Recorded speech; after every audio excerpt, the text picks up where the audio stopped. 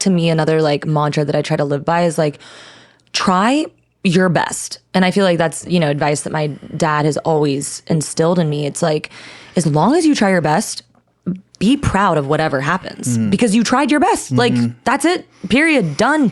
Move on. There has got to be more than this. Welcome to the Morse Code Podcast, where we talk with entrepreneurially minded creatives in music, film, and writing. My name's Korby, and I'm hoping these conversations inspire you to push deeper into your own work, whether you're a full-time professional or just starting out on your own creative odyssey. I'm really excited to share this conversation with singer-songwriter Abigail Rose. Her debut EP, Surprise Valley, just came out, produced by her partner in creativity and life, Mike Lohmeyer, which I might describe as kind of a Joshua Tree folk rock with more sunshine than cactus. I was at Abigail's sold-out release show at the OG Basement here in Nashville and was taken with her obvious joy in performing. We talk about her Nashville upbringing, the complicating nature of having supportive parents, and how it wasn't until she moved to LA that she felt the kind of permissive anonymity that allowed her to discover her own voice.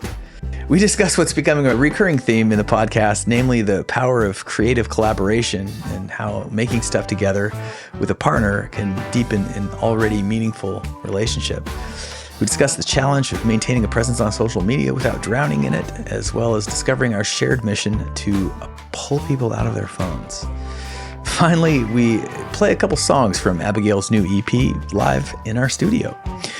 If you get something out of the Morse Code Podcast, please like and subscribe or follow or whatever the word is now. And now, here's my conversation with Abigail Rose. Abigail Rose, thank you so much for making time for us over here. Thank you for having me. I've been looking forward to this ever since our mutual friend John Strom boasted about you. And he went off a little bit, and I was like, okay, dude, I'm sure she's great. And then I went to, then you started dropping tracks. And that first one that you dropped, Edges, and I've worn that. I played that song a lot. I love the song, and I love the production, too. So if Thank you. Mike is responsible? Yes. At least partly.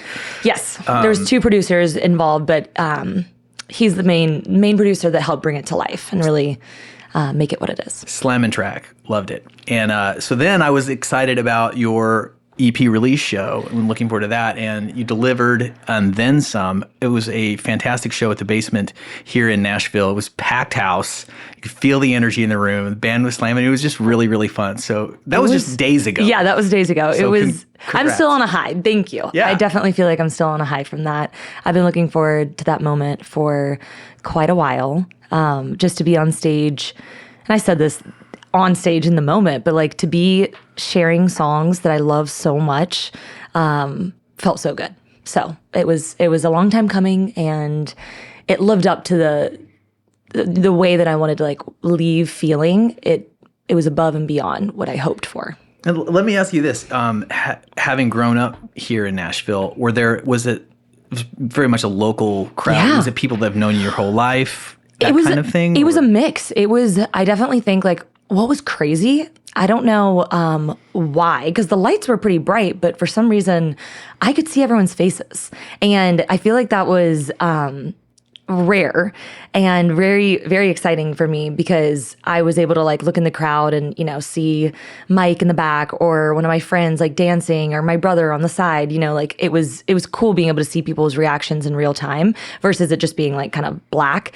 But I would say that I feel like I knew maybe like half the room and like friends or mutual friends, but then there was a definite half that I did not know, and I thought that was very cool as well. That's so great. I was like, wow, okay, a stranger wants to come and listen to me. That's very cool. New fans. And also that slot I think is really great for, because you haven't played in town for very, very long. Maybe that was the first full band show in a while? Yes, probably the first full band show in Nashville in at least many years. Yes, long time.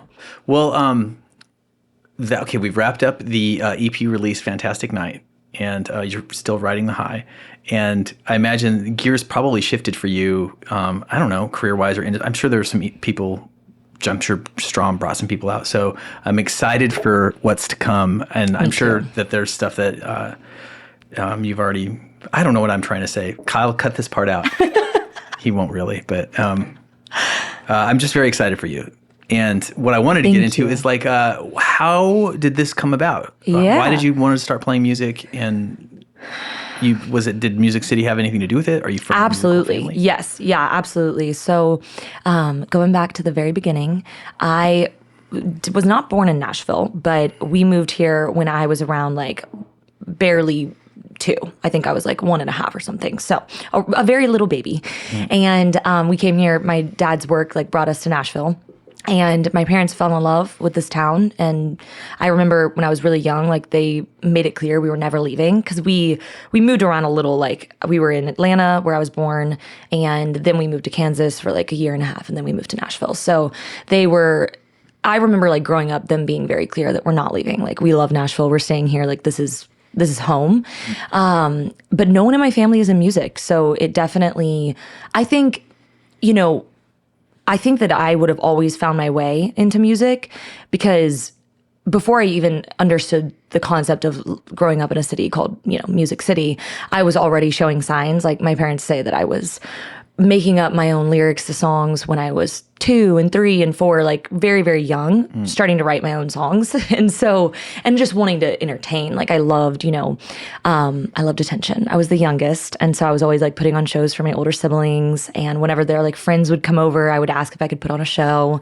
But then as I got older, it was really cool. And I know I feel like it expedited the process of me discovering music as an actual like career path. Yeah. And I think there's pros and cons to that, but it's my life and my path that I went down is I like wanted to dive into actually pursuing it as a career when I was really young.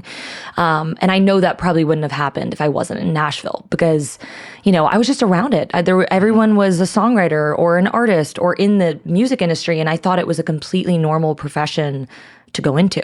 And so, although no one in my family was in music, I was around it, and it just was very natural for me to start pursuing and playing around town. And I played the very first time I ever played at the Basement, I think I was 16 or 17. So it's crazy. And that was the last time too. So it's been a minute. And were your parents supportive? And then as you got more serious about it, did they continue to be supportive or were they like, oh, wait, we didn't think you were going to be? No, they've always been so supportive. I have the best parents in the world and they've always they've let it be my dream though. They were always very clear when I was younger, if you want to pursue this, like we support you, but this is your dream and we're not going to push you to, if you show us that you're committed to this, then we'll continue, supporting it. But you have to show us that, you're going to show up and like, because I started, touring when I was really young. Like I was 15 or 16 when I was going on the road. And that led me to like, I was homeschooled for high school with like tutors so that I could do that.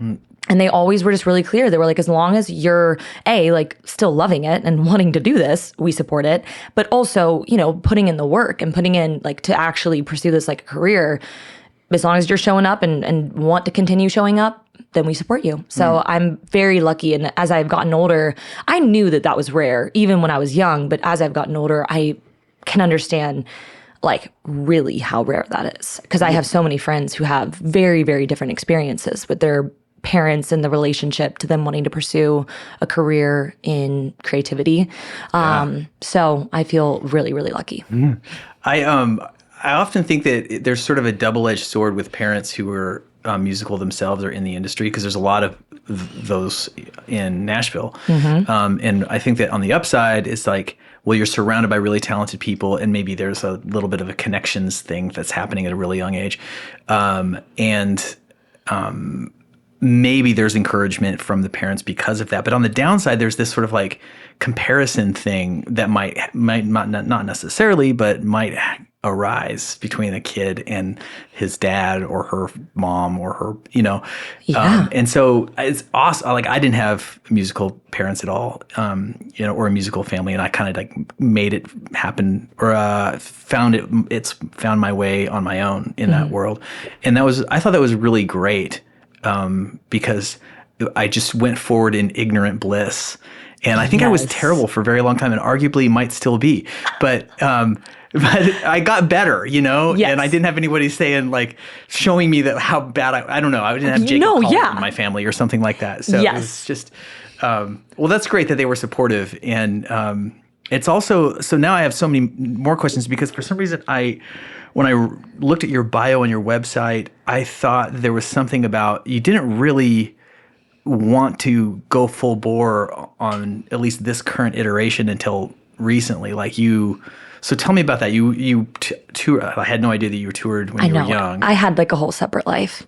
And what was that like? Was it in like Christian contemporary music or? No, it was country. I was opening for country acts. And I think, I kind of got put into that genre because I was a young female with an acoustic guitar in Nashville. Mm-hmm. But as I got older, I think I like maybe overcorrected the wheel a little and went hard to like pop. And that's what I was kind of doing. And I started writing for like other artists, and that I mentioned that I lived in LA for a few years, and that was kind of what I was doing when I was there.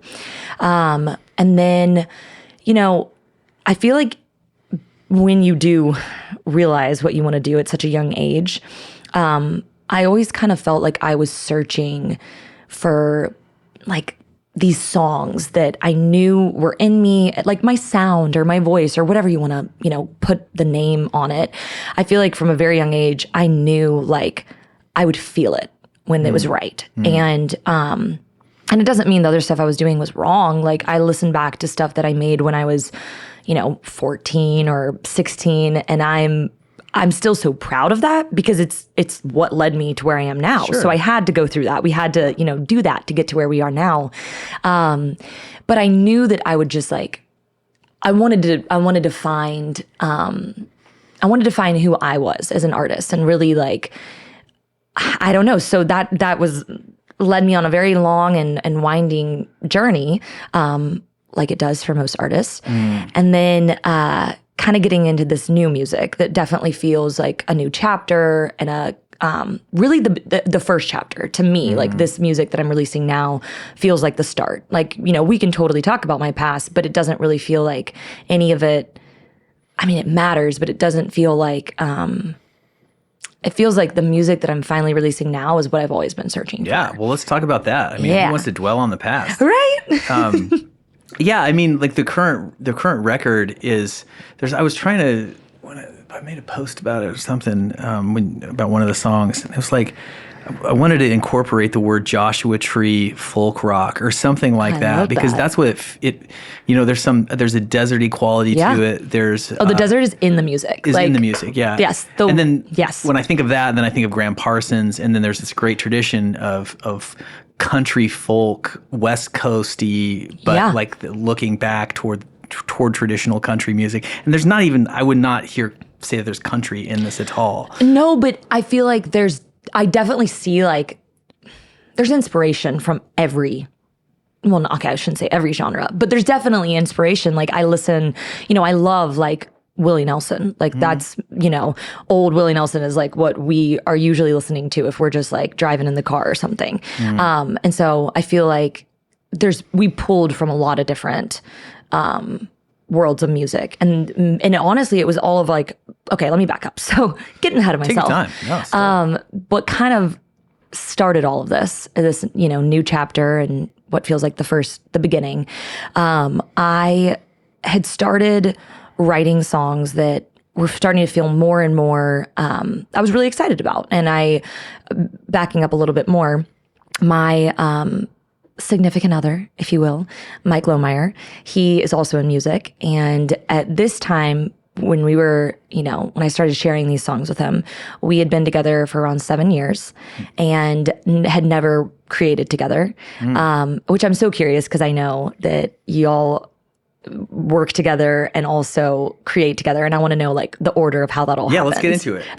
Okay. So I'll say this. Yeah, but basically it was never even like a conscious decision that we were like, oh, we're not gonna work together. It just honestly like was not on our mind. Like when we first started dating and like falling in love, we were just like wanting to get to know the person. And like, we knew we both were in music. And of course, like I went and like checked out the stuff that he was posting online to see like what he's about. But it wasn't, we were both just in such different fields. Like he was doing hip hop and R&B and rap and like that whole world of producing. And I was kind of like figuring out, you know, at this time, this is now like back in like 2015 when we met. I was doing kind of like singer-songwriter, pop, you know, that vibe going on. And it was nice that we both could like understand, you know, when talking about creativity or talking about writing or talking about music or pursuing a career in this area, it was great that we could relate to each other, but people had asked us, they were like, wait, do you guys do music together? And we were like, no, like what? That doesn't even cross our mind. Like we are in such different worlds. And then, kind of fast forward, we did long distance for a little bit. He was in LA and I was still in Nashville. And then when I moved out to Nashville, this is now 2021, or when I moved out to LA, this is 2021, we were going to see, you know, how's this going to go? Like we haven't lived in the same city for so long.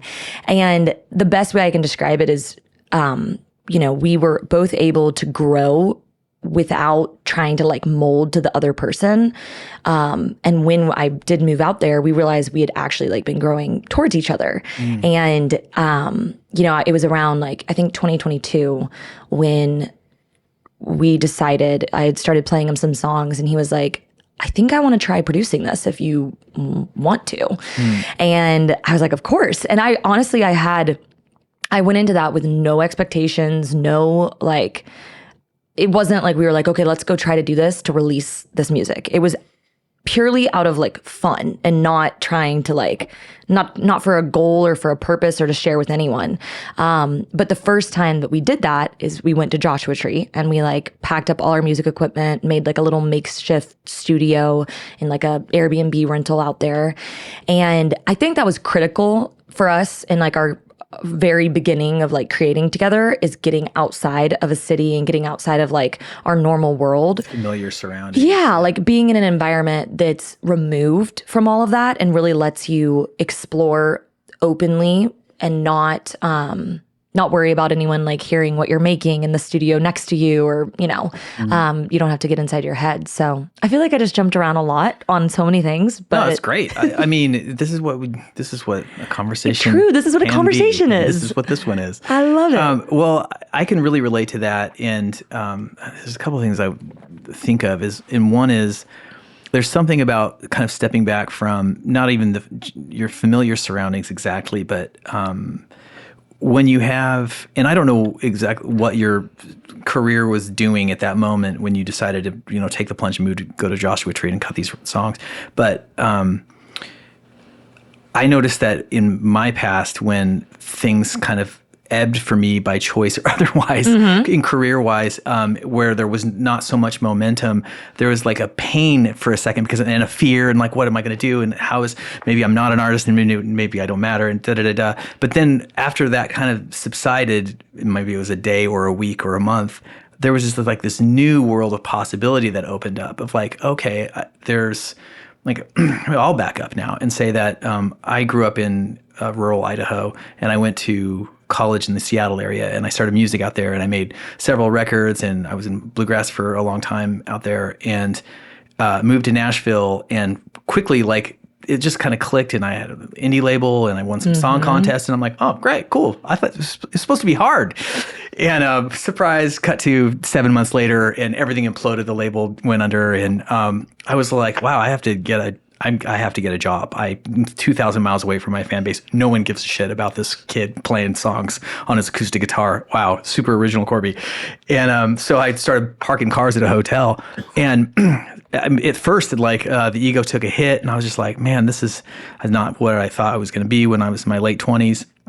And then really quickly, it was just like, this was the best thing that could ever happen to me because I had there's something about a gut punch of ego that hits the reset button in a very healthy way. And the other thing that happened was that there was no pressure anymore to keep like being whatever I thought Korby Lenker was, my artist name, and happens to be my real name. And so I just had all this time. Yeah. And it was that was so great because that's when I got into, video editing, and I started writing short stories, and not to like keep my name out there, or it was just like pure creative experimentation. Yes. Because you wanted to. Because I wanted to. Exactly. Because it was fun. Because I'm a fucking artist and I like making art. I love that. I relate to everything you're saying so much. So, so it sounds like maybe, you had one iteration and then there's a step back, and then you're just like, the whole time you're like, well, who am I? What is my art? Yeah. What is my sound? Yeah. And that's so funny because you can't like force things. And the fact that you were together with your partner for 7 years before you guys tried to do anything speaks to timing being everything. Yeah. Everything, yes. And I think kind of the reset for me was definitely moving to LA. I love Nashville. Like I am, I'm from here. It's home. Like I love it. I'm very close with my family. I'm so thankful that I grew up in this city. And I honestly love there's pros and cons to it, but I love how it's growing and changing and becoming a different place. Like it's very, very different than what I grew up with. But I love all of it. And I think it's very cool. But I think to get out of my own way and like really like the reset, that's a perfect word. And stop comparing everything to maybe stuff that I had done in the past or expectations of what it should look like. Yeah.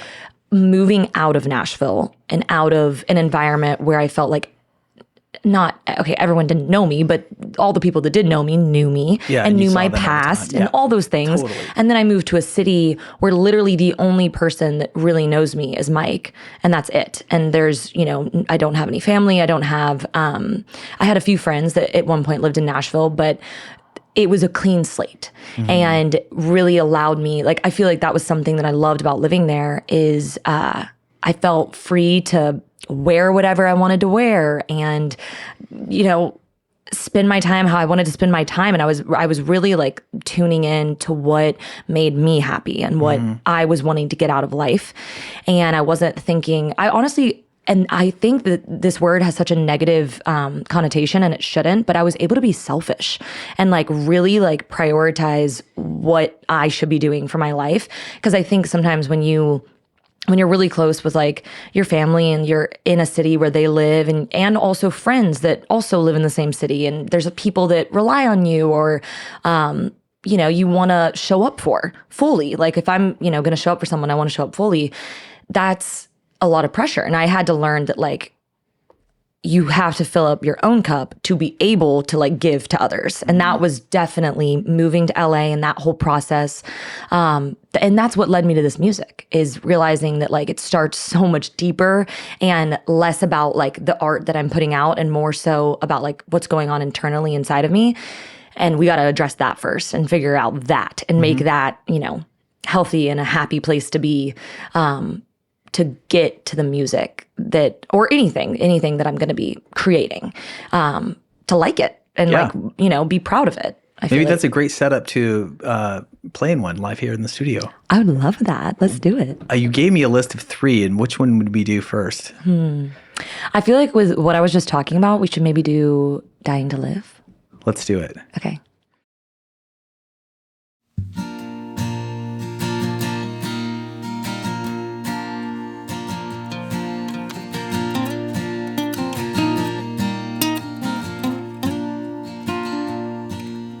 I wanna build a life that's built to last.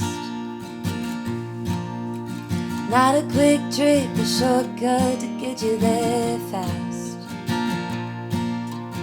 I want a life that sits on solid ground. To my core, making myself proud. I wanna build a life that's bigger than me. Can't fit all my joy in the 7 seas. Overflowing, bursting out our house. From my core, love pouring out. Always got my eyes on the horizon. Throw my dreams up and let them fly with the wind. Keep my heart full of the best intentions. I wanna build a life I'm dying to live.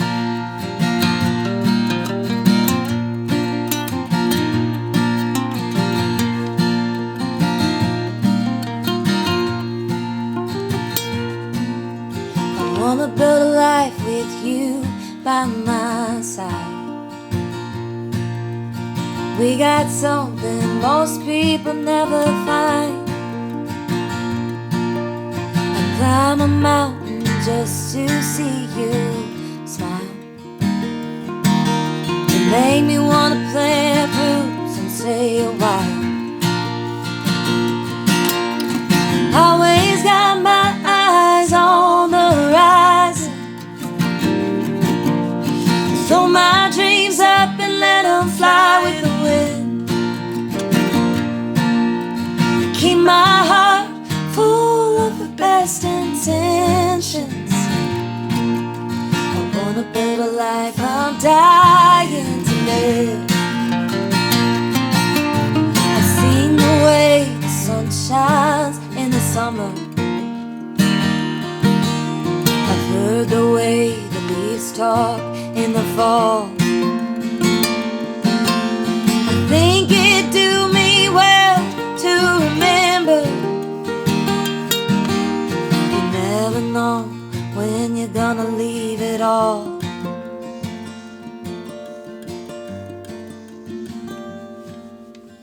Always got my eyes on the horizon. Throw my dreams up and let them fly with the wind. Keep my heart full of the best intentions.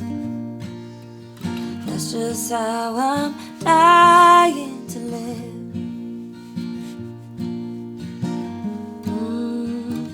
Dying to live.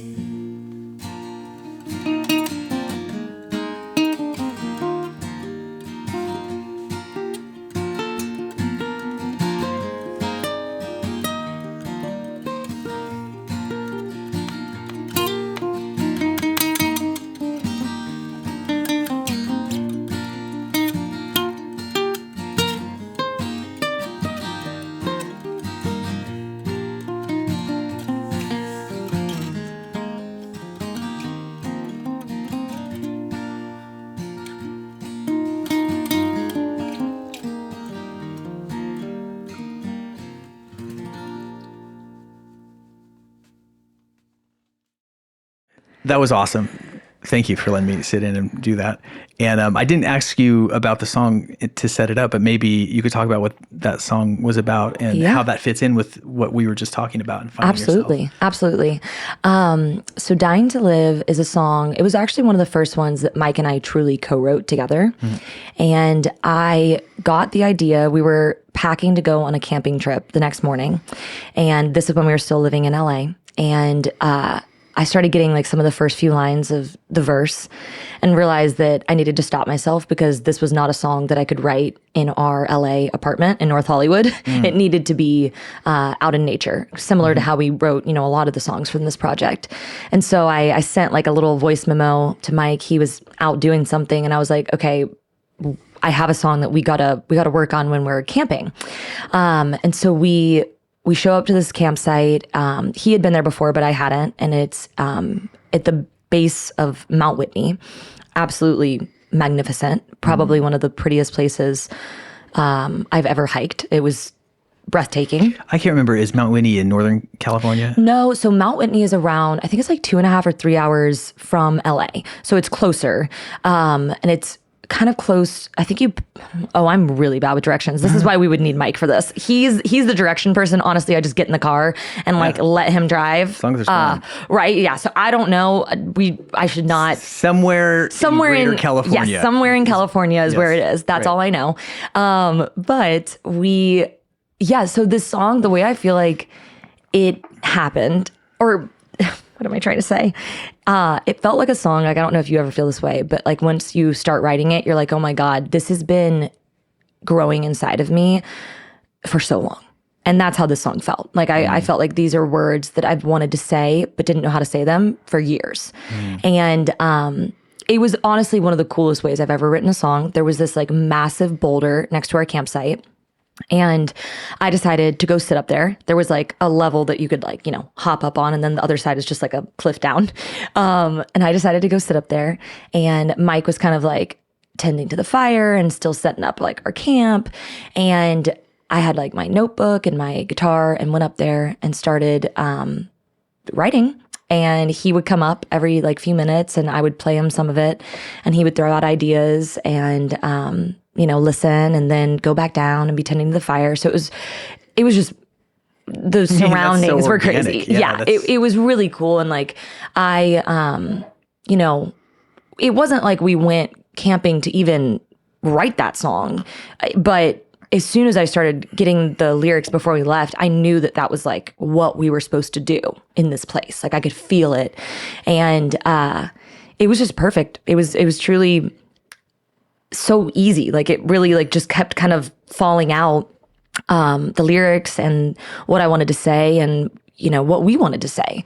And it was, I kind of, the way I talk about this song now with perspective, like in the moment, I didn't realize this, but it's a song that's like, it's a reminder, you know, the lyrics, whenever, you know, because the message that I'm singing in those lyrics, it's all very positive. And I would love to say that I could live with that mindset every single day and truly live like I, you know, am dying, like we're all dying, and truly live like that. Like this could be the last day that I'm here, but that's not reality. Like, you know, you get distracted and life happens and you forget that.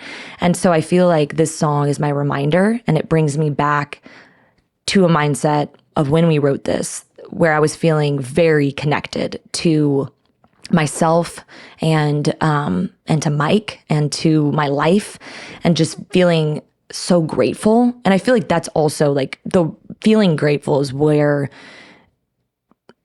like living from a very pure place comes from. Like if you're living grateful, that's not English. If you're living, I like it. No, if you're living grateful, is living grateful. If you're what I'm aspiring to. Okay, amazing.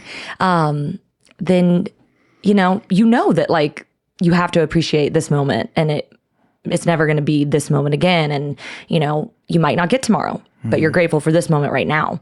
And so yeah, it's a reminder. It's great to listen back and have those lyrics and that clarity that I felt in that moment, you know, for the moments when I don't feel clear. I can totally relate to that. I have a couple of songs that I would exactly call reminders. And it's funny because even when I play them every single time, I am that thing again while I'm playing it, you know, and then, you know, sometimes I forget about it immediately afterwards, especially like one in particular I'm thinking of, I played 3,000 times. But even that, like the 297,000th time, I'm like, oh yeah, that's right. My little life. It's mine. This is my life. And And that's just a wonderful thing. I think too about love songs. Sometimes they get a bad rap, like a really far-flung love song, because, you know, love isn't really like that. Yeah. It's like, but in the context of a song, it is. Like a song is a suspended moment in time. And with that, it's like an eternal feeling, all condensed into a moment. And I think that's why songs are so powerful, and they are so valid, whatever their especially the emotions they're expressing, because while that song lives, that emotion lives, you know? Oh, I love that. I love that. I totally agree. I love me a good love song. So I do too. Okay. So speaking of love, I was thinking too about, so it took you guys a long time to, whatever, the timing was what it was when you finally started working together. Yes. And I wonder if one thing is that as an artist, you can be a little careful, and you should be probably careful with your artist's heart. You know what I mean? And you don't just let everybody come in and have an opinion about what song should be. And then like I also noticed that the closer people are to my life, the more dangerous that feeling is, or a relationship, because you are really fragile, and you know this person's in your life. And so do you think that was part of the thing? Was there like a caution that on your part, or was it just like not time? And then when it was, That's a great question. I mean, genuinely, I don't feel like I was reserved for any, reason besides like, I knew, what am I trying to say? I never really thought about it. Like I really didn't. Like that's what's so crazy. Like, because now we realized, oh my God, we love creating together. This is the best thing ever. But until that moment happened where it was really in the span of like a week where everything changed. I had played him a song and he was like, I think I have some production ideas for this. And then literally a week later, we were in Joshua Tree creating for the first time. And so it happened so fast. And I like before that, I never thought this was going to be where we went. I really did not see this coming. And and it wasn't like, I didn't have like any reservations because I thought, oh, this could be bad because we are in a relationship and all that. I really just like, we were just so on our own paths that it never crossed my mind. And then all of a sudden when it started happening naturally, and I think a big part of that is also just where we were as people and where we were in our relationship. Like it just made sense all of a sudden. And I was like, oh, this is a no-brainer. Like, yeah, we should try, to create together. But before that moment, it just never crossed my mind. I was like, oh, that's not for us. Like we're going to do our own things and get to relate to each other and get to understand what we're going through and get to have conversations. And we always were very like involved in each other's careers and creative relationships and like very open about what was going on in our, lives. And so I feel like we already were collaborating in a sense in just like life and living together. Sure. But in actually making music, I didn't feel like anything was missing. I felt like I got so much out of like loving him and him loving me in that aspect. And then also just being able to talk and like connect on like what's going on in our careers and what's going on in the music industry. I didn't feel like there was anything missing until we tried creating together for the first time. Then I was like, oh my God, like I knew it couldn't happen. It couldn't have happened sooner. Like the timing was exactly what it should be. But now like we're never going back. Like we will always make music together, forever. And like it's just so cool. I love how it all happened, how it was natural. And I think a big part of it is like the way that I was able to write the songs I was able to write and sing the way that I was able to sing. There was so much trust. And I realized that was like a thing I was lacking. And that's not like an insult to anyone that I was working with before. I just had never been that close to someone and created with them. Yeah. And once I experienced that, I was like, oh, I think I was holding back. I think I was like a little reserved. I think I was a little scared. Even when I was writing by myself, like I think all of a sudden now I feel so safe in this environment that I feel really, really good to be as honest and vulnerable as possible. That's incredible.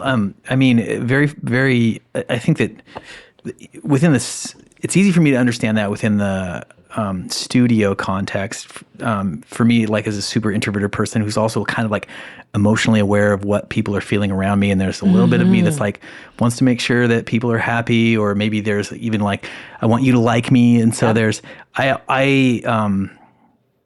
I've only had that experience, like actually very recently in the studio with this cat who produced my new single. Did I have that kind of like super encouraged feeling? Yeah. Like I can be me. I'm not trying to impress anybody. So there's that piece of it. And then the writing side of it is a whole nother level of being able to share something that you're writing and feel in advance supported and seen. And, maybe there's a criticism, but it's going to be absolutely on your side criticism. Yes. That's wonderful. I'll say this other thing too, as somebody who works with his life partner, creatively, that there's this huge gift to me, because this is brand new, a couple years old that I've had this new experience, but that in making something together with my partner, it's our thing as opposed to my thing. And that it makes it this whole new level of meaning in advance of whatever happens in the world. Yes. You know, and that has been huge. For us, it's like we work together in film stuff, and Branda is a gifted actress and producer.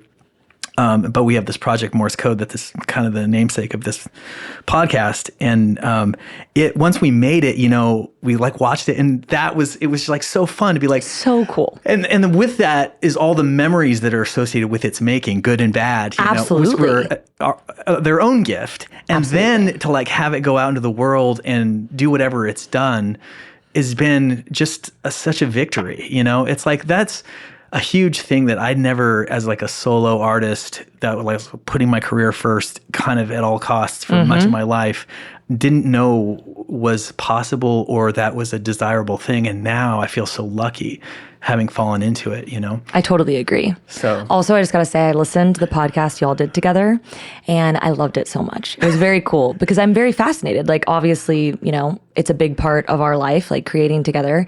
And so listening to couples talk about the dynamics of being in a relationship, but also working together is very fascinating to me. Yeah. And I really loved and enjoyed listening to it. Well, she's also quite a personality too. I loved She that is. episode too.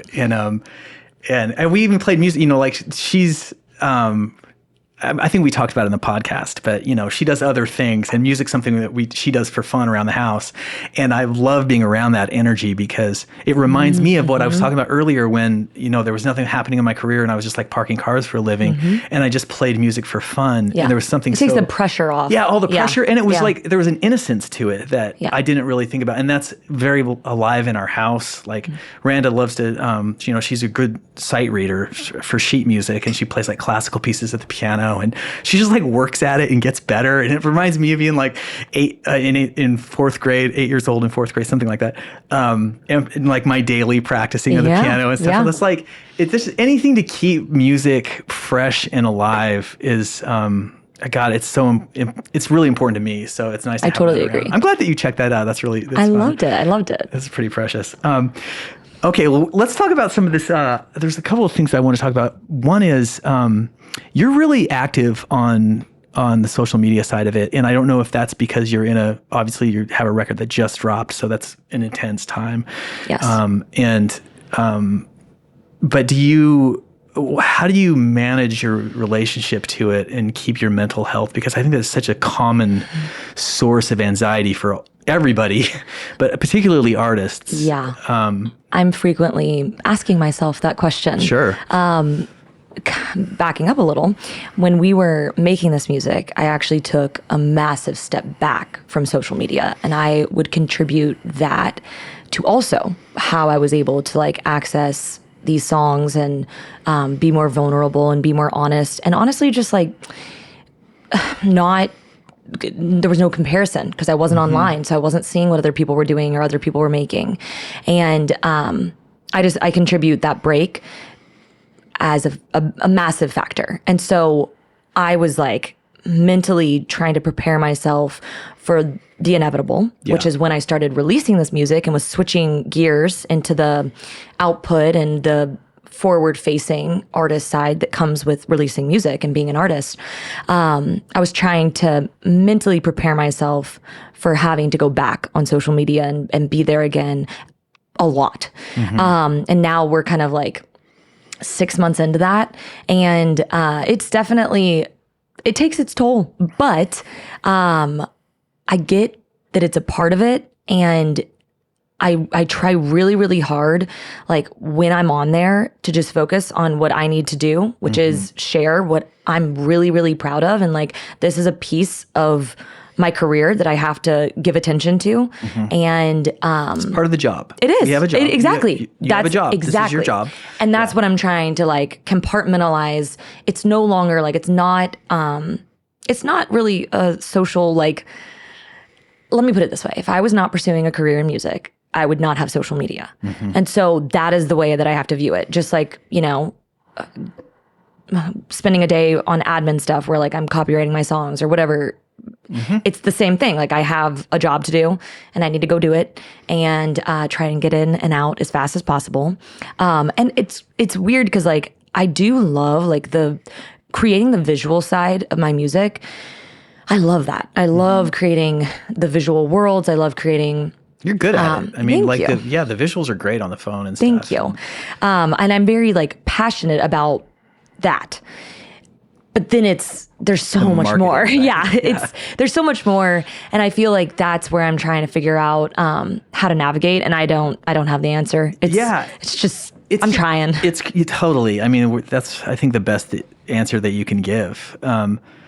Unless you have somebody that is doing it on the daily basis for you. One day I hope. Yeah, one day I hope to. Kyle helps out around here for the podcast. That's good. Kyle. It's we need essential. But I noticed it's just so weird because to actually get anything done requires not being on the phone. Yep. That's where, that's the prerequisite. And then, so on days when I'm like, I have to share stuff, like for this podcast, one day a week, it's podcast day. Yeah. And it's really like 6 to 7 to 8 hours Yeah. of just setting up all the posts and all the copy and it's like, it's my least favorite day of the week. Yep. But it is like, it's part of the job. And that's is. how I have to, I look at it. And I think that's the only way to look at it. And also, I think it's so, the other reason why you got to not be on the phone or just mitigate that with discipline is that comparison factor, because the world is so full of wonderful people, which is why it's fun to look at your phone at the wonderful people and their talent. But then it's just really easy to go like, God, who the hell am I? mean, oh yeah, down the rabbit hole. Yeah. I feel like I need to get back. I had a really, really, really good habit when I was like taking the social media break it was bigger than just social media. It was like disconnecting from my phone in general. And I had like a rule for myself that once I put my phone on the charger at night around like 9 p.m., I would not touch it again and I would still be awake, but I wouldn't touch it again until like 9 a.m. the next morning. If I could like go that long without going to it at all.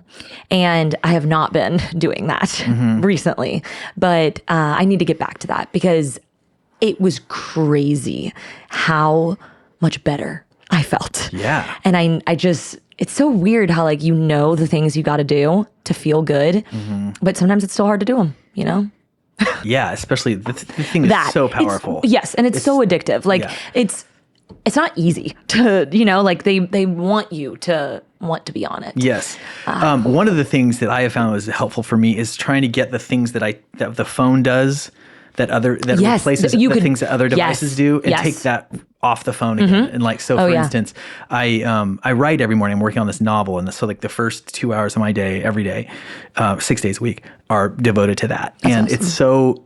This is so tempting because it's freaking impossible to sit there and push sentences across a page. But if I found that I researched and found like a really chintzy timer on Amazon that I bought, and I just set it for 25 minutes. The rule is you're not getting up out of that seat. Yes. You can sit there I love and that. stare at the wall. You can feel sorry for yourself, whatever you want. Yes, but you can't, like you cannot move, you can't touch your phone. I love that. I think isn't it called, I don't know if like you looked into this, but I think it's called like the Paloma method. Is that what I'm talking, or the tomato method? I think it's basically that same structure where like you set a timer and you do just that one task for that time. And then as soon as it goes off, like you can have timers for like breaks. Yeah, 5 minutes. But it's good. That's good. That's good. How we get stuff done. Still hard. Hard. I got yes. a shot. You know what I mean? Yes. I think that I might have gotten that from Taika Waititi, the writer-director. That might be some adapted version of that. Just like the sitting there on the timer and just like as long as like that's sacred time. Yeah. And I try to honor sacred time. Creative time is sacred time.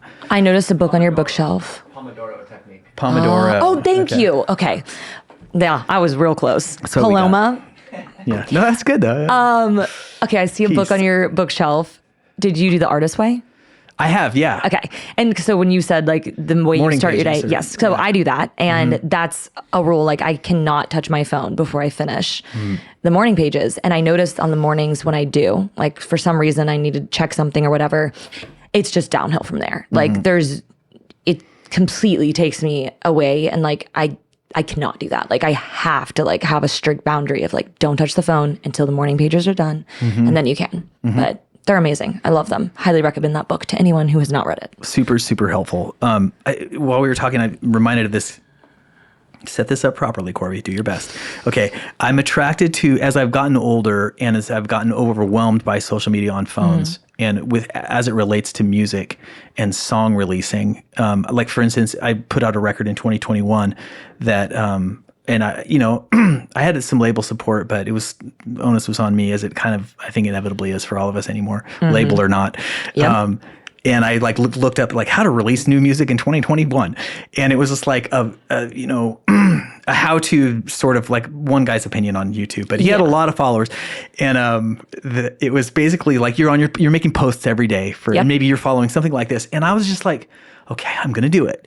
And, 3 weeks into it, I'm like, I kind of hate my life. I don't want to live like this. Yeah. And if this means if putting out music means spending a month on my phone, not just an hour, but 5 hours to just try to create a piece of content to keep somebody on Instagram longer than I even want them to be. I know. That was honestly where there's such like a, I don't know, like confliction with trying to spend more time on an app or get people to spend more time on an app that I don't want them to spend more time on. Yeah. Go live life in the real world. Don't be on here. Yeah. And that's what's so crazy is I'm feeding to the monster. Yeah. And so there's definitely an internal struggle going on. And I relate to that heavily. Oh my God. This is, I was going to say what I was going to say, but now I want to say it's a new thing, which is that we were talking before the mics were on or before the lights, camera, action about this podcast being like in person. And that's partly because as we've gotten more into this world and how the world's gotten into this world and how the apps are like leading every industry now. Yeah. I am such a fan of people together in a room, and I want that. I want to be part of that and not part of this. Me too. And you got to use this, but I'm trying to point that outward as much as I can. I'm brand new to this idea for myself and how to put it into my career, my lifestyle. But that's part of the reason for this, the live show that's happening. Yes. It will have already happened by the time this airs, but I'm sure it was wonderfully well attended. It was and great. It was a huge success. I was there. It was amazing. Fantastic. Wonderful. Thank you so much for coming. And, but what's great about that is that whatever happened, people were there and we all were there together, and it was ours only. Whoever was there, we had that was actual life that happened. And it's so crazy that you're saying this because I literally was writing a new song last night, and one of the lines is, I guess you had to be there to it was to get the moment. You just had to be there. I don't know how else you missed it. You weren't there. So great. Yeah. I want that. More. Exactly. More of that. Me too. You had to be there. We were there together. We weren't there. Oh, you missed it. Well, I'm so glad that you didn't miss it. And so I think that's going to be, especially AI and all this malarkey takes over. What's not going to be replaceable is physical proximity to one another in a space, like old times. Yes. And called me old-fashioned, but I'm going to do my best to try to bring them back. And in fact, I had a long conversation with our team a couple days ago for the TV show that we're trying to find a home for, and it weirdly spiraled into this the life philosophy, but kind of behind Morse Code, which is a lot to do with this. And I think that we're going to be working toward having a festival next spring under the Morse Code rubric, and the auspices being the celebration of human beings together and artists and film. And I don't exactly even know, but there's something about getting people out of their phone and come to a shared space. That mentality or philosophy or whatever you want to call it is a big kind of North Star, if you will, for my music and my career. I get that we've said this. We know we have to be on social media. That's a piece of this. But that's a piece of this.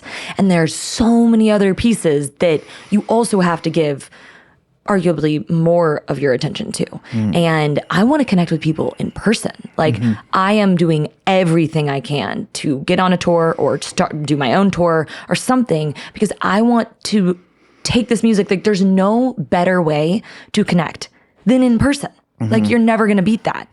And I don't know. I want we got to have both. We I'm can't so just have excited for you. one. I mean, like, if, just to bring it full circle, the release show a couple nights ago was such a great example of that, because you can't replace energy in a room. No. Yeah. And a shared feeling with a group of people. It's so special. It's so wonderful. It's like it will undo months of mental anxiety. Yeah. Just being together in a room, even if you're just like all anxious together, but you see each other, you can look into faces, it's like you can't control everything around you. That's what the other thing about the phone thing is, that you can just like control everything. You like watch it for as long as you want. But when you're with other people, they might say something to you. Somebody might say hi who recognizes you that you haven't seen in a long time, whatever. There's all these like crazy possibilities. So you just have to roll with it. It's a lot like life. Yeah, totally. Yeah. No, I love that. Let's play another song. Okay. Which one should we do next? I think that the sweet ballad we should save for last. So maybe Run Girl? Yeah, let's do it. Cool.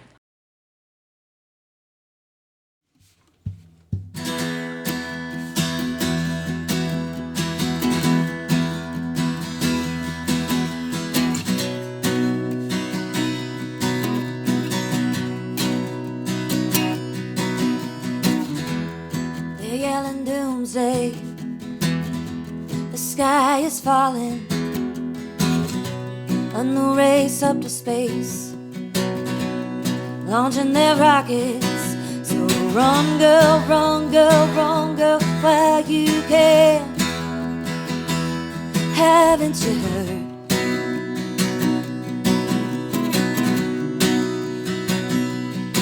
Yeah, the world's on fire, might as well dance while she burns.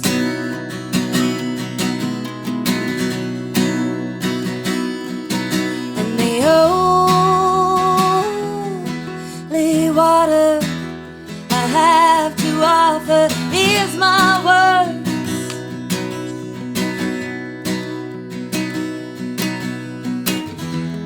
They wanna stop you, tame your energy, but can't law the wild, a trap what's already free. So run girl, while you can. Haven't you heard? Haven't you heard? Yeah, the world's on fire, might as well dance while she burns.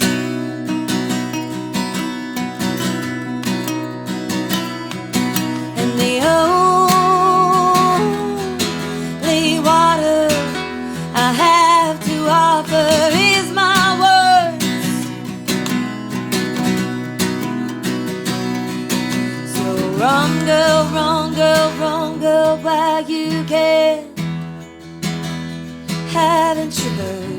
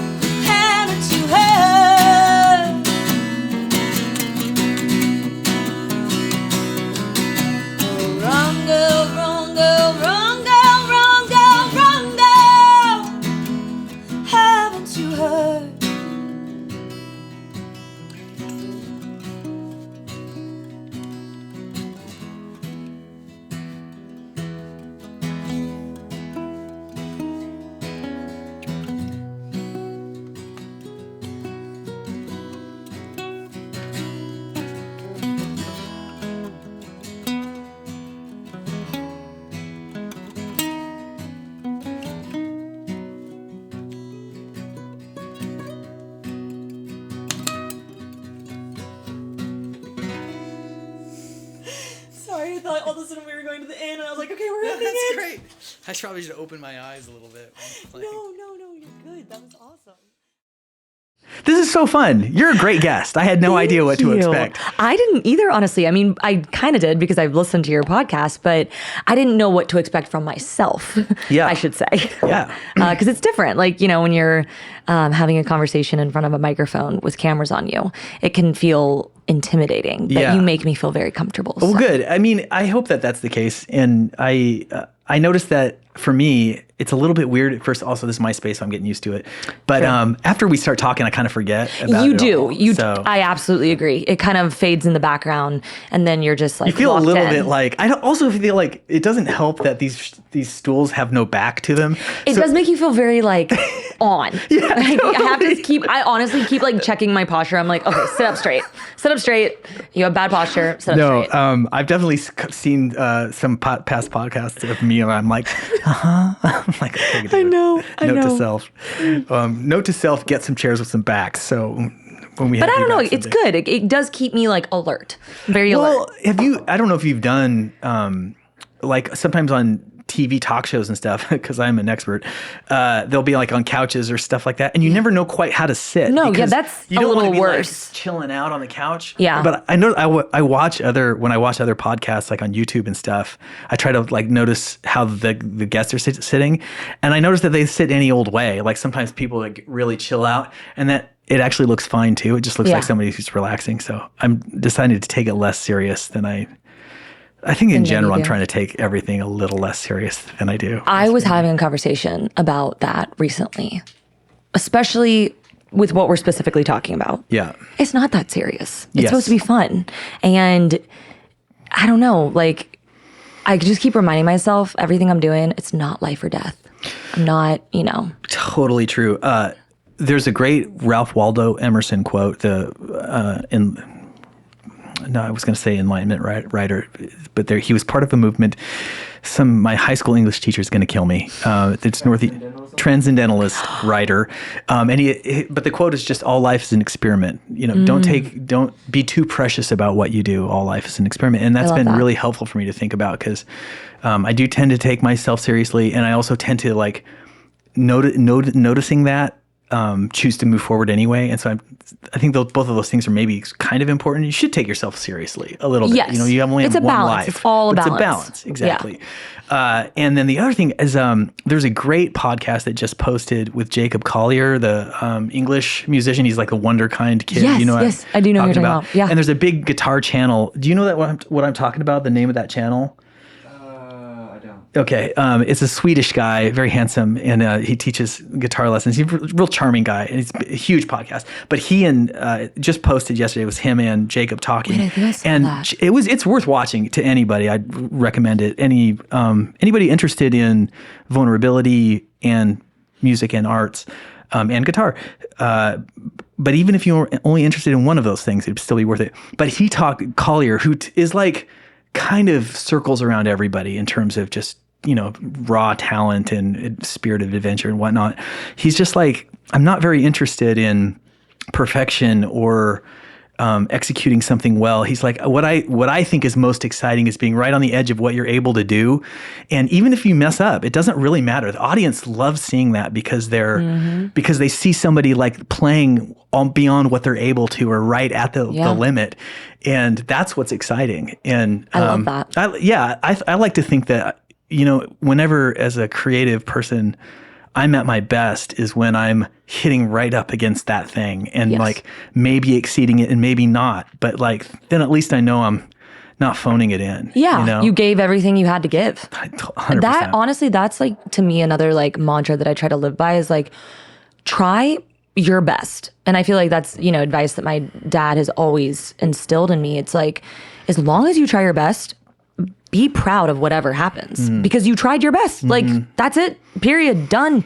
Move on. Yeah. And so yeah, that's how I try to show up. So true. It sounds like your parents did a pretty good job instilling in you a work ethic and that sort of spirit.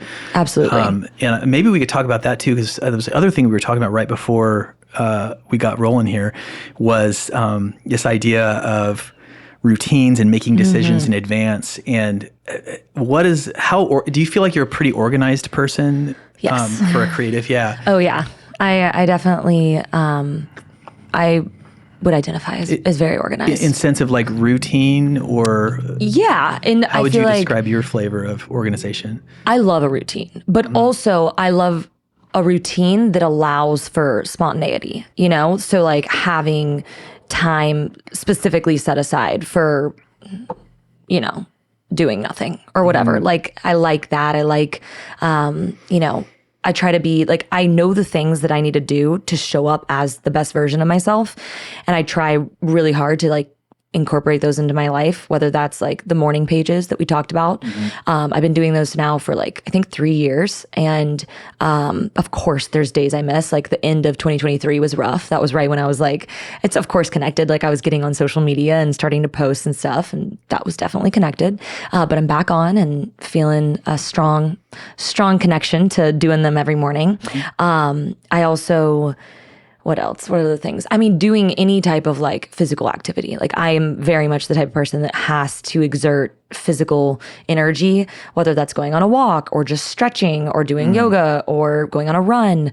I need to exert that type of energy every day.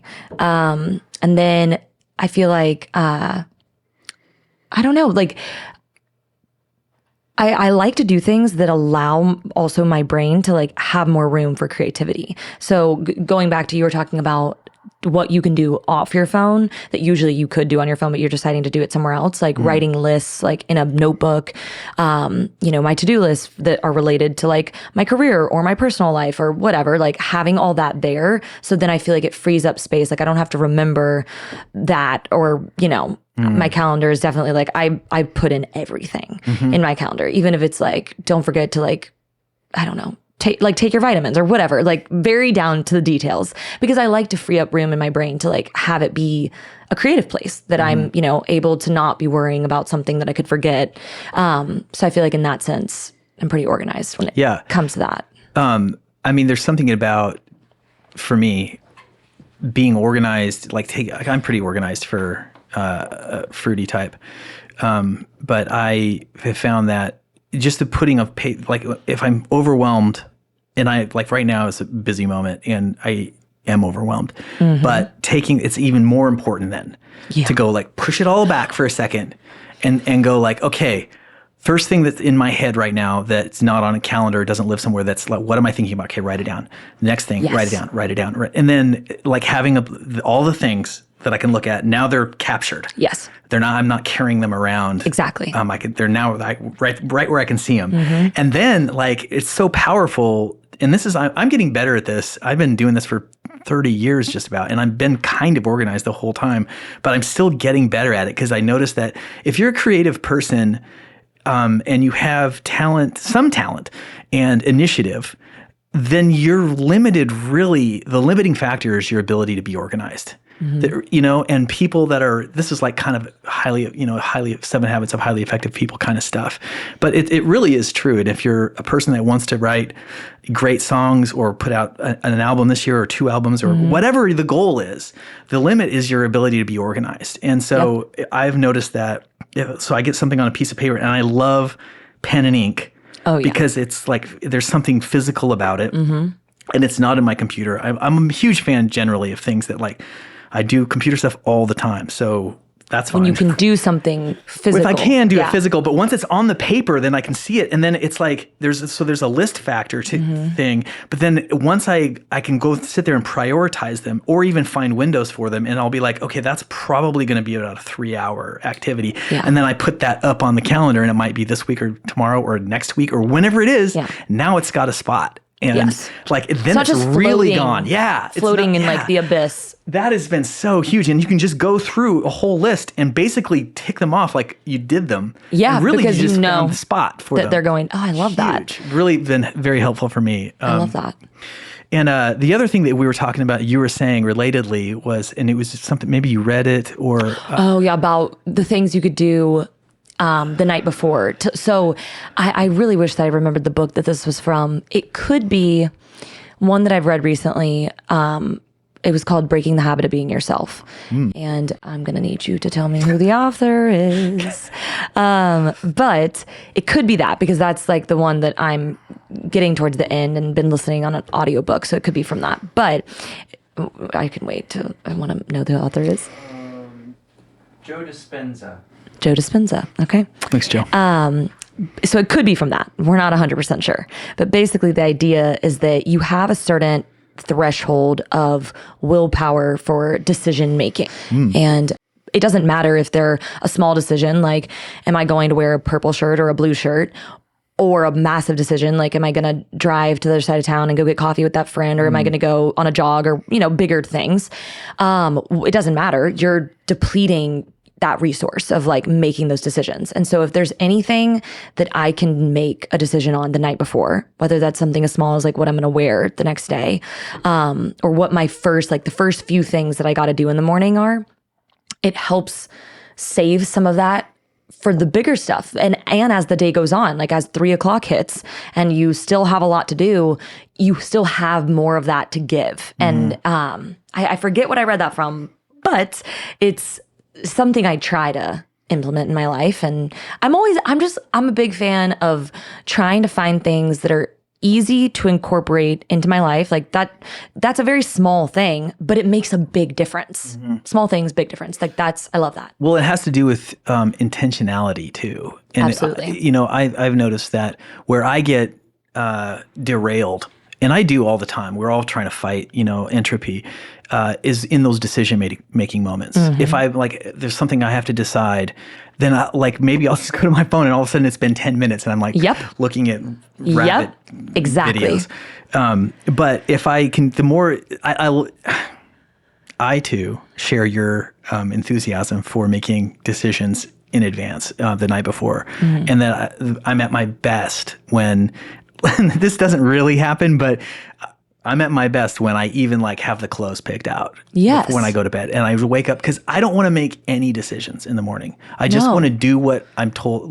I want to do what my boss says to do. And my boss is me yesterday with my highest goals in mind. I love that. Yeah. And the slacker me is always looking for a way to get it right. But if I don't have the time, or if I'm like, okay, I've got 45, I've also noticed that if I limit my time to get things done, and this is there's a little art to this, because if you do it too short, then you inevitably go over and now your schedule's all off. But if I'm like, okay, I've got 45 minutes to make this post or whatever, it's like, go. And I'll even set the clock and watch it. I'm like, crap, I got 15 more minutes and it's got to be done. Yeah. That's really helpful.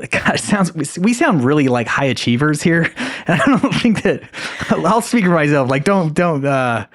Don't be fooled. There's plenty of slack happening here. Absolutely. I would say it's just again, it's when you do these things, because it's not every day. There's days that are just off. But when I do these things that are just to help myself, literally just to help, whether it's to get through the tasks, I feel like it's especially when I'm not going into an office, there's not a clear separation between my work time and my personal time and also my creative time. That's just all the time. And so I feel like I need to give myself as a creator structure like this, and boundaries and time limits, and plan like this to survive. Yeah. It's just, I mean, unstructured time is incredibly dangerous. It's just an extraordinary gift, right? It's amazing to have this time that we get to choose to do with whatever we will, but it's very easy to waste that or not spend it wisely. And so it's a great responsibility. So it is a little bit of a pressure situation. Yeah. Abigail, before we play out our last song, what's coming up? Anything to look forward to you're excited about? I mean, I have a lot of music on the way. Do tell. This is, the EP that I just put out, Surprise Valley, is very much just the first chapter or part of a lot of music that I spent the last year recording. And, because of the stage I'm at in my career, it makes sense to roll it out the way we are slowly. because I also want to make sure that like I don't, you spend so much time making something, and then I read this recently somewhere online. It's like you should spend the same amount of time like putting it out and releasing it, like, and make it giving it its fair shot. Yeah, at its own moment. Yeah. But I'm really excited about all the stuff coming up. I shot some photos last night for the next single that'll be coming out in May, and I'm hoping. Is that single that's like in addition, like that's not part of Surprise Valley? Correct. Wow. Okay. Yes. So we're getting a little break for the month of April, and then right back into sharing more music in May. And is that single in advance of another collection? Like it is. Okay. It is. Yes. So honestly, like, I'm probably acting more secretive than I intend to be, because it's more like where these next singles are going to end is dependent on a lot of things, I would say, like on, where traction is at and all the things that like you do have to factor in to releasing music. But all I will say is like they're leading to something. I have a finished product that I'm very excited about, or a finished body of work, or whatever you want to call it. And we'll see, the timeline right now is a little flexible still, like nothing is set in stone, and I'm cool with that. Like, I love this music, and I'm fine with like, I know I'm trusting the process. I know that like the way it's meant to roll out and how it's all going to unfold is how it's meant to unfold. So all I know right now is that I still have lots of music on the way that I'm very excited to share. And then more shows on the way as well. I don't have any dates to reveal at this very moment, but that is definitely a top priority, because going back to what we were talking about, that's my favorite thing in the entire world, besides creating and like writing music, is performing and sharing songs in person and connecting with people and having like a shared experience and feeling that energy in the room that we're never going to have again. Like that is so precious to me, and I'm just really, really excited to get the show on the road. Well, you're very good at what you do, and you also kind of exude, at least from here, a good sense of groundedness and at least an effort toward balance. So I think that's going to put you in good stead in the long run. And thank you. Whatever happens, I'm excited to watch it. Thanks for being here. Thank you so much for having me. Let's play that one more song. Okay. Do you want to set this one up? Or? Sure, yeah. This is a song called Through the Night, and I wrote it with Mike Lohmeyer, as well as Lynn and Stella and Eli Teplin. And it was a song that just kind of came pouring out of us. It was the first time the four of us had ever created together. And I kind of went into the session that day knowing that I had an idea for a song about helping someone get through a night. I didn't know the extent past that, but like helping someone, sleep through the night and make it through a night. And I knew that I wanted it to kind of be like a you've been there for me, so let me be there for you type thing. And there's so many people, like this song, it's not just about Mike or one person or even a significant other, like, or a romantic relationship. I think it could even relate to like me being there for like my parents or my sister or my niece. Like it could be really towards anyone that you feel like they've been there for you and you want to show that for them and show up for them. And yeah, it was a really cozy day in the studio. It's kind of like a lullaby song, and I love it because it makes me feel peaceful, like that's going back to like what we were saying of like having a song that's like a reminder or something, when I want to feel grounded or cozy and safe. I love listening to this song. I like the song a lot, and I'm excited to play it, and I'm really grateful to you for being here. Thank you so much. It's been great. This has been so much fun. Thank you for having me. Cheers. 1, 2, 3.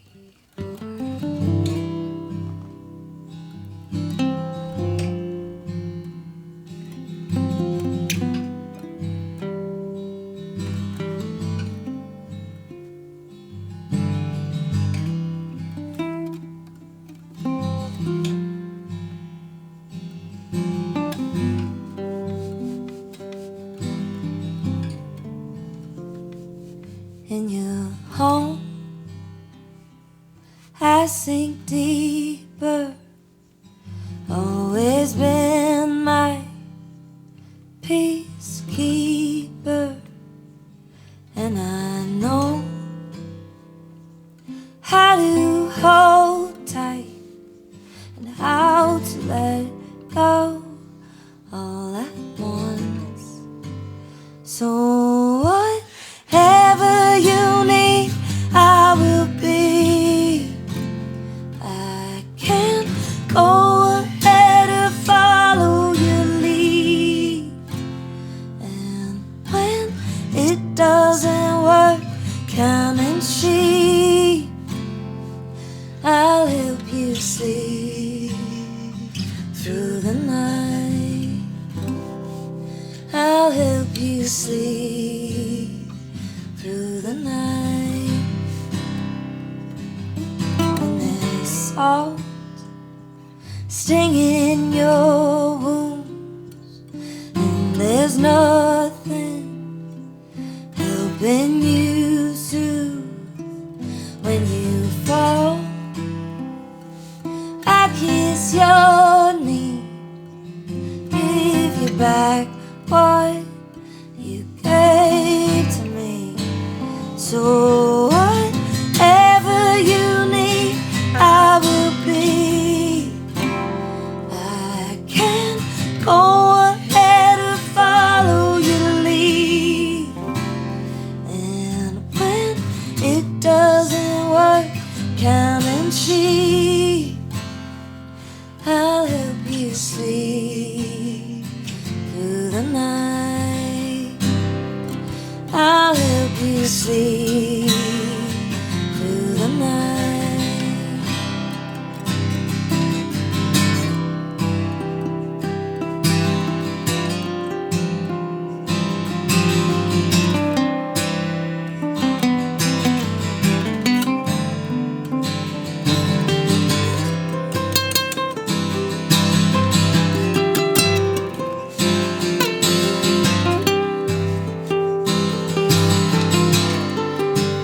So whatever you need, I will be.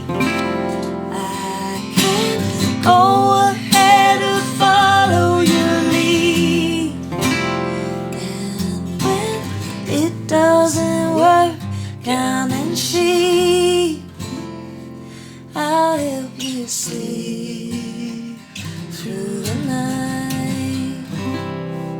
I'll help you sleep through the night.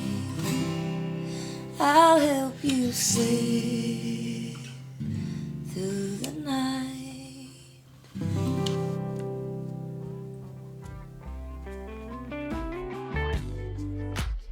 Hey, thanks for watching. Go ahead and click here to like and subscribe. You can click right there to watch another video, or click here to watch a playlist featuring the songs of the Morse Code Podcast. Okay, thank you very much.